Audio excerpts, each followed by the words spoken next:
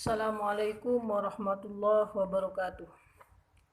Bismillahirrahmanirrahim. Alhamdulillahirrabbilalamin. Wassalatu wassalamu ala asrafil mursalin Sayyidina Muhammadin wa ala alihi wa sahbihi ajma'in. Para pemirsa sekalian ya, yang saya hormati. Sebelumnya saya punya rencana untuk mengadakan suatu seminar secara online, yakni webinar ya, di dalam rangka untuk berbicara tentang berbicara tentang media sosial di zaman sekarang sebagai variabel baru dalam dunia pendidikan. Ya, dalam pemikiran saya sebenarnya pembicaraan ini mungkin terlambat ya dalam mengejar perkembangan zaman ya, agak terlambat. Tapi menurut saya sebenarnya tidak apa-apa untuk dibicarakan sekarang, daripada tidak sama sekali. Ya. Akan tetapi saya ingin membicarakannya sekarang, punya inisiatif untuk membicarakannya sekarang di dalam suatu video ini yang saya upload ke YouTube ya, dengan harapan para pemirsa sekalian atau ya mungkin ada di antara pemirsa sekalian yang punya perhatian yang sama dengan saya, atau tertarik dengan apa yang saya bahas ini dan memberikan suatu masukan-masukan yang penting menurut saya di dalam rangka penelitian-penelitian saya selanjutnya. Ya, pertama latar belakangnya begini. Kenapa saya memiliki ide untuk menseminarkan ya? Sebenarnya seminar itu juga untuk dalam rangka menjaring masukan-masukan atau saran-saran terhadap apa yang saya pikirkan ya. Tapi latar belakangnya begini, latar belakang pemikirannya bagaimana sampai saya itu punya inisiatif menseminarkan tema itu, tema tentang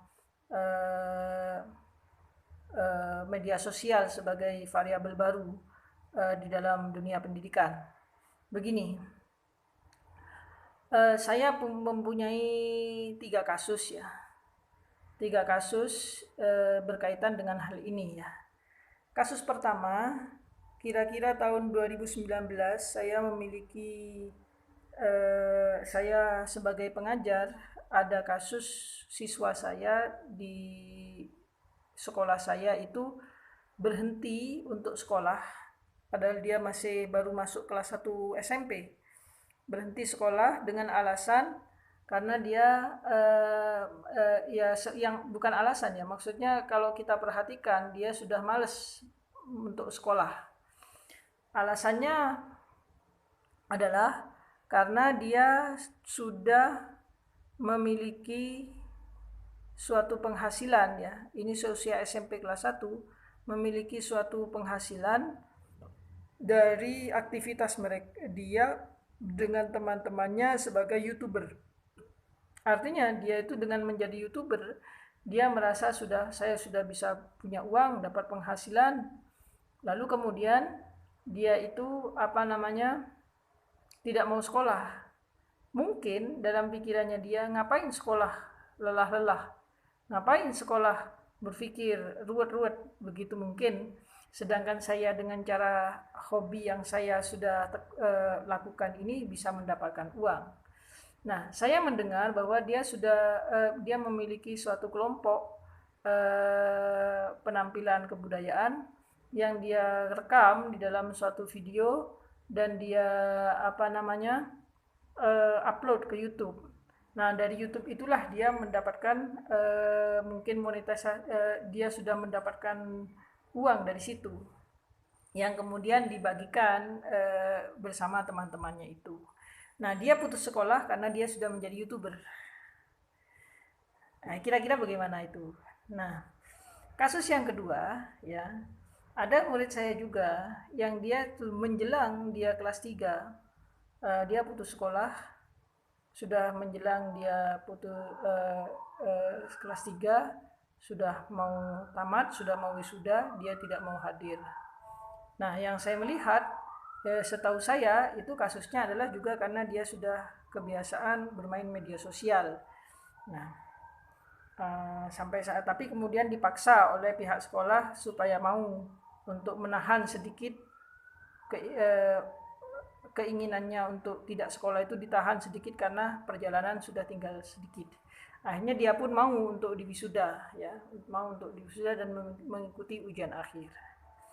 Itu fakta yang kedua. Fakta yang ketiga, ya, saya sempat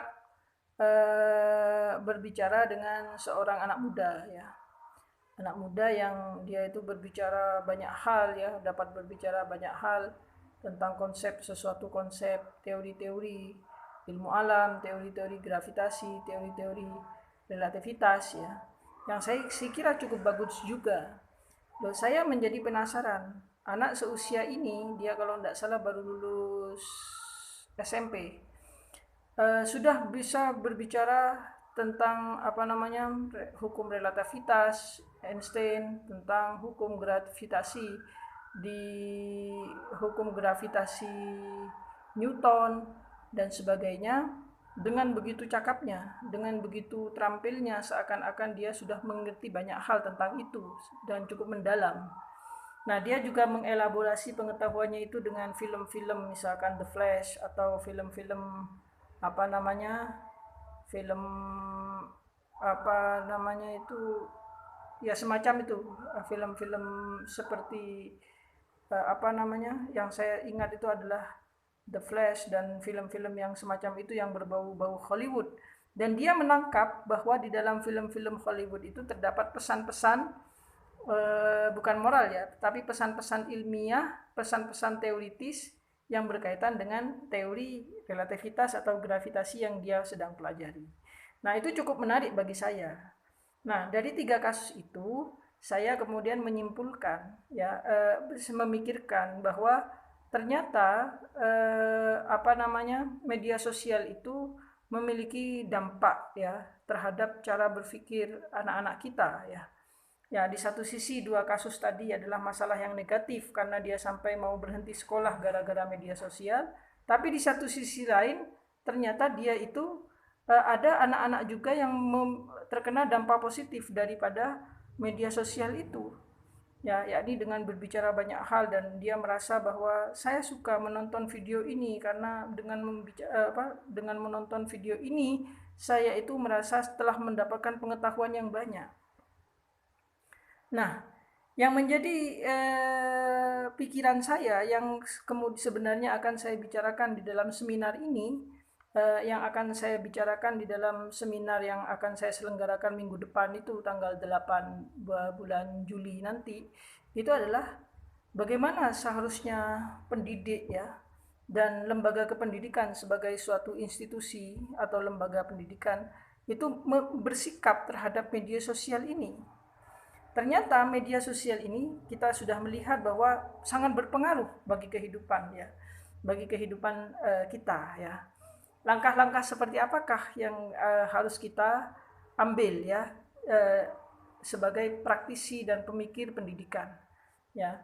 Karena kita mengetahui, ya, sejak beberapa dekade ini ternyata media sosial ini sudah mengubah cara hidup kita, ya, sejak dari dulu sampai sekarang, mengubah cara hidup kita sekarang ini berbeda dengan mungkin 10 atau 20 tahun yang lalu.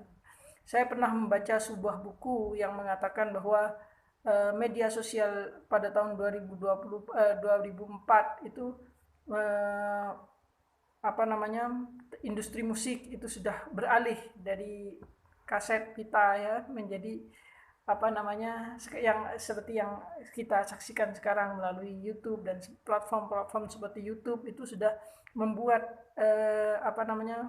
teknologi industri musik itu menjadi beralih, ya, sudah sama sekali berbeda dengan yang kita alami dulu. Nah, sebenarnya secara teoritis itu saya sudah menemukan ada suatu buku dan artikel tulisannya Pak Azumi Adi Azra yang waktu itu membahas sekitar tahun 80-an atau tahun 90-an awal, itu telah membahas tentang dampak televisi ya, dampak televisi bagi kehidupan kita.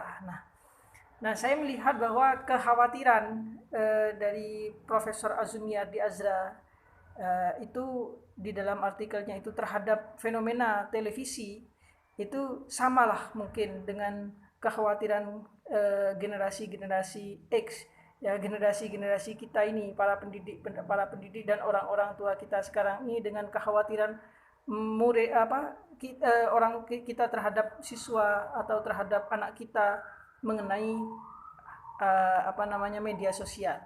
Nah, itu kira-kira yang ingin saya mendapatkan masukan dari Anda semua, para pemirsa semua yang saya hormati, itu adalah bagaimana seharusnya lembaga pendidikan dan pendidik itu bersikap terhadap fenomena berkembangnya media sosial yang ada sekarang ini ya, dengan melihat atau merefleksikan fakta-fakta yang telah saya paparkan di depan.